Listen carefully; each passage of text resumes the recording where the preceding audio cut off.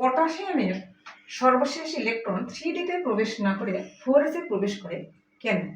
এর কারণ হচ্ছে অরবিটালের শক্তিক্রম। যদি আমরা ইলেকট্রন বিন্যাস করে দেখি, পটাশিয়াম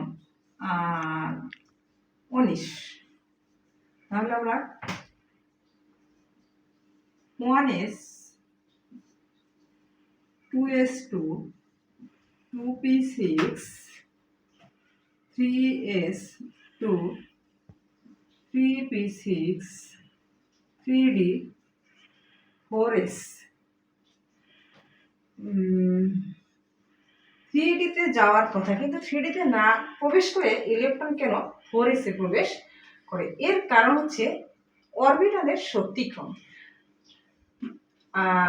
পুনঃমৌলিক ইলেকট্রন বিন্যাসের সর্বশেষ অরবিটাল এসে আমরা দেখব, যদি এরপরের অরবিটালের শক্তি এই অরবিটালের যেটাতে ইলেকট্রন প্রবেশ করার কথা সেইটা হচ্ছে কম হয়, তাহলে ইলেকট্রন আগে ওইটাতে প্রবেশ করবে। এখানে 3D এবং 4s অরবিটাল দ্বয়ের মধ্যে 4s-এর শক্তি কম, এই কারণে ইলেকট্রন 3D অরবিটাল ওভার করে 4s-এ প্রবেশ করেছে।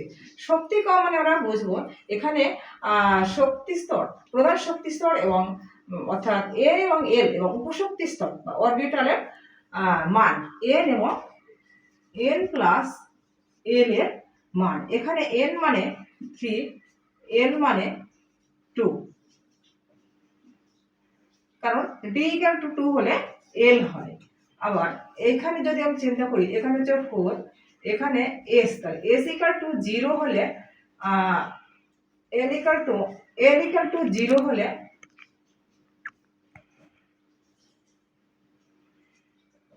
এল ইকুয়াল টু 0 হলে এস হয়।